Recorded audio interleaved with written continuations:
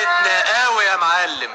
كل ما نشوفها ونبدأ نقرب منها تفر مننا. ليه هي لمحتكوا؟ بس احنا يا معلم مفتحين، ما غابتش عن عينينا لحظة واحدة. ها وبعدين؟ فضلنا قاطرينها لحد ما وصلت للمكان اللي هي ساكنة فيه. المهم مسكتوها؟ طبعا يا معلم، ولقينا معاها دهب كمان. سامع يا استاذ كمالي؟ مسكوها ولقوا معاها دهب. اكيد هي دي الحرامية المنشورة صورتها. اسكت لحسن يسمعوك، ما تخلصش منهم. قولولي انتوا وديتوها فين؟ حبسناها في المخزن يا معلم. احسن تهرب بعدين. تهرب ازاي يا معلم؟ ده احنا حطيناها في صندوق ومسمرنا عليها. لحسن تتخانق يا اولاد وانا عايزها صاحية. اطمن يا معلم، الصندوق كبير، يعني تقدر تاخد نفسها مدة طويلة. اهو كده انتوا رجالة بصحيح، طمنتوني اني هدفنها صاحية. طب والحلاوة يا معلم؟ انا عندي وعدي. ادي 100 جنيه اهم، كل واحد منكم 50 جنيه. سامع يا استاذ كمالي؟ هيدفنها صاحية واداهم الحلاوة عشان مسكوها. اكيد هي بتاعت الجرنان ولازم ليها علاقة بالمعلم عاشور. واحنا مالنا يا استاذ مصلح؟ مالنا ازاي يا استاذ؟ مش جريمة هتحصل، لازم نتصرف عشان نمنعها. يا سيدي ابعد عن الشر وغنيله، ما تدقش، ملناش دعوة. العب. طب يا رجالة انا قايم بقى عشان اشوف البضاعة الجديدة، وانتوا طبعا كل واحد عارف هو هيعمل ايه.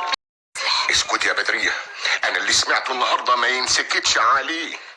خير، سمعت ايه؟ انت عارفة المعلم عاشور صاحب المحل الجديد اللي هيفتح قدام بيتنا؟ ماله يا اخويا؟ تعالي بص كده من الشباك. ابص على ايه بس يا تعالي يا بدرية. أوه. شايفة المحل كويس؟ طبعا. شايفة الحفرة اللي قدام المحل؟ مالها؟ هيدفنها فيها وهي صاحية. هي مين يا مصلح؟ انت جرى لعقلك حاجة يا راجل. بصي شوف الصورة اللي في الجورنال دي. ده صورة واحدة ست. هي الست دي اللي هيدفنها المعلم عاشور في الحفرة اللي انت شفتيها. يا راجل بلاش تخريف. هو معقول يعمل كده؟ هو بينه وبينها ايه عشان يعمل فيها اللي انت بتقوله ده؟ اصلك انت مش فاهمة الحكاية. حكاية ايه بس؟ الحكاية يا ستي ان الست اللي شفت صورتها في الجورنال دي حرامية دهب، والظاهر ان ليها علاقة بالمعلم عاشور. يعني يا اما شركة يا اما سرقت منه حاجة، اهو في حاجة بينهم والسلام. عشان كده ناوي يمسكها؟ ناوي ايه؟ ده العيال صبيان ومسكوها فعلا وحبسوها في المخزن بتاعه. ومش كده وبس، لا، وحطوها في صندوق وسمكروا عليها كمان، وهيستنى لغاية الليل ما يجي ويدفنها في الحفرة دي. قال ايه؟ وصاحية كمان. يعني معقول اللي انت بتقوله ده يا مصلح؟ بقولك سمعت بوداني دول اللي هياكلهم الدود. يوه، يمكن اتهيألك يا مصلح. تهيألي؟ بقولك سمعوا بوداني تقولي لي بتهيألك؟ افرض انك سمعت واحنا مالنا برضو، ايه اللي في ايدينا نعمله؟ في ايدينا ايه؟ انا مستحيل اسكت، انا لازم ابلغ الشرطة. اهو انت دايما كده غاوي مشاكل. مشاكل ايه؟ ده واجب، اللي يشوف جريمة او يسمع عن جريمة حصلت او هتحصل لازم يبلغ الشرطة. هو انت لسه شفت حاجة؟ لما تشوفهم بيدفنوها بصحيح ابقى بلغ الشرطة، مش يمكن سمعت غلط ولا حاجة؟ على كل حال انا مش هيهدالي بال الا لما اعرف اخرة الحكاية دي ايه. سيفين جهودنا للبحث عن اللصة، وان شاء الله هنقبض عليها الليلة دي يا فندم. حاضر يا فندم، حاضر. اي تطورات هبلغها لسيادتك فورا. مع السلامة.